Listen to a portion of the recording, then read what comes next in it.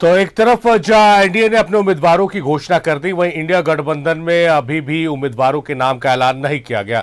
दूसरी तरफ सियासत भी तेज है। आपने सुना कि जेएमएम ने आरोप लगाया बीजेपी को, बाहरी जनता पार्टी का नाम दिया कि बाहरी उम्मीदवारों को टिकट देती है, चाहे राज्यसभा की बात हो, लोकसभा की बात हो या विधानसभा की, या फिर दूसरे दल से आए नेताओं को ये टिकट देते हैं, जिस पर पलटवार किया बीजेपी ने। सीधे राकेश का रुख करते हैं। राकेश हमारे सहयोगी हमारे साथ लाइव जुड़े रहे। राकेश, शायद मुझे याद आ रहा है कि कल भी इसी मुद्दे पर आपसे हम चर्चा कर रहे थे और अब मीडिया कर्मी भी ये सवाल पूछ रहे हैं, क्योंकि एक तरफ एनडीए ने अपने उम्मीदवारों की घोषणा कर दी। एनडीए उम्मीदवार क्षेत्र में निकल चुके हैं, जनता से मिल रहे हैं, बैठकों का दौर भी शुरू हो चुका है। कल एक महत्वपूर्ण बैठक हुई, आज भी एक महत्वपूर्ण बैठक हो रही है बीजेपी की।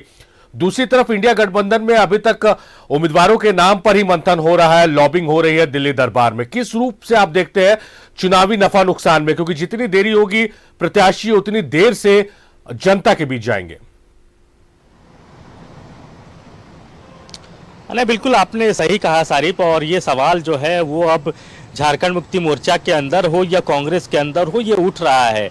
और नेता ये कह रहे हैं कि अब प्रत्याशियों के चयन और उनकी घोषणा को लेकर देरी ठीक नहीं है, क्योंकि सामने जो ताकत है उससे मुकाबला करने के लिए आपको समय पर सारी चीजें जो है उसके साथ आपको आगे बढ़ना होगा। लेकिन वर्तमान जो स्थिति है, जिस तरीके का पेच अब भी नजर आ रहा है महागठबंधन में, आप देखेंगे कि आरजेडी अभी भी अपनी जिद पर अड़ा हुआ है कि उनको 2 सीटें चाहिए। एक तो वो पलामू चाहते हैं, दूसरा वो चतरा की भी सीट चाहते हैं।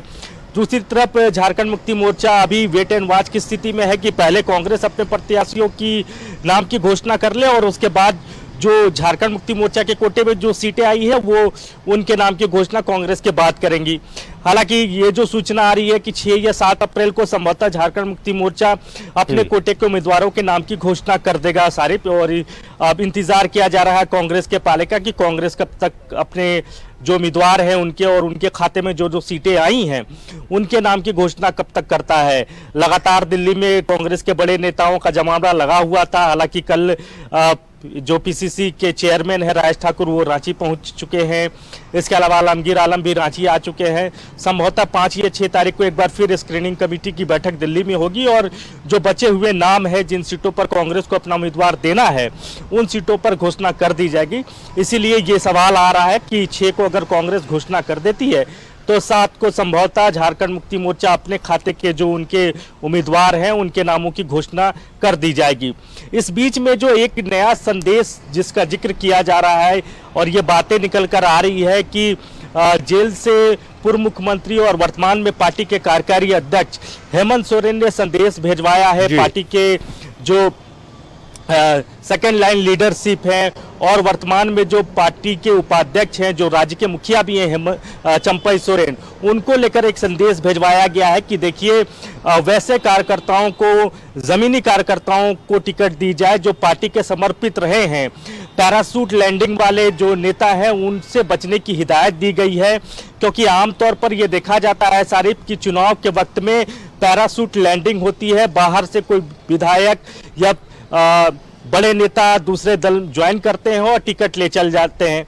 लेकिन झारखंड मुक्ति मोर्चा ने साफ तौर पर इस बात को लेकर हिदायत दी है कि ऐसी परिस्थिति पार्टी के अंदर में न हो, इसका ख्याल रखा जाए। शारिफ, जाहिर तौर पर ये एक अच्छा संदेश आया है होटवार जेल से और इसमें इस संदेश के बाद जो कार्यकर्ता है उनमें उत्साह भरा होगा राकेश की जो मुखिया है, जो लीड कर रहा था, वो कम से कम उनके बारे में सोच रहा। बहरहाल जो अंदर खाने की बात आप बता रहे हैं कि अभी तक ऑल इज नॉट वेल इंडी गठबंधन की अगर बात करें, अगर सीट शेयरिंग का फॉर्मूला जैसा कहा जा रहा है कि तय भी हो गया, तो पार्टी वाइज अब कला देखने को मिल सकती है। उदाहरण आरजेडी से शुरुआत करेंगे, क्योंकि आरजेडी का आपने जिक्र किया।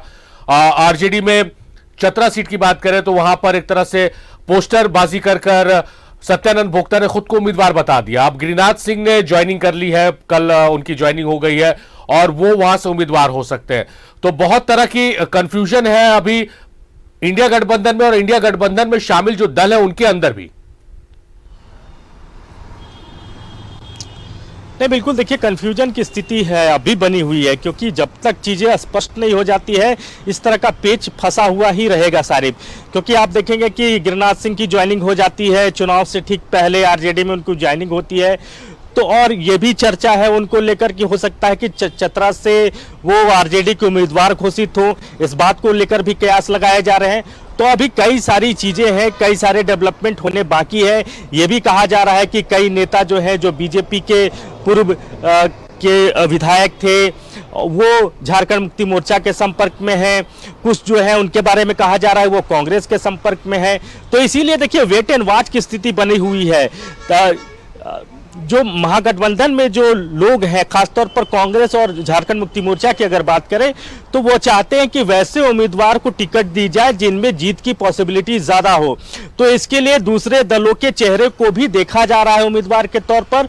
और वेट एंड वॉच की स्थिति इसीलिए है कि तमाम तरह के अटकलें अभी है, वो ज्वाइन करेंगे कि नहीं करेंगे, करेंगे तो किन शर्तों पे करेंगे। तो ये तमाम सवाल हैं और यही वजह है कि अभी उम्मीदवारों के चयन को लेकर, उनके नाम की घोषणा को लेकर अभी फिलहाल देरी हो रही है। शारिफ, चलिए, कई सवाल है झारखंड की सियासत में इस वक्त राकेश, और मैं उम्मीद करता हूं कि उन तमाम सवालों के जवाब अब जल्द ही ढूंढ लेंगे। बहुत शुक्रिया राकेश, तमाम बातचीत, तमाम जानकारियों के लिए आपका राकेश बहुत शुक्रिया।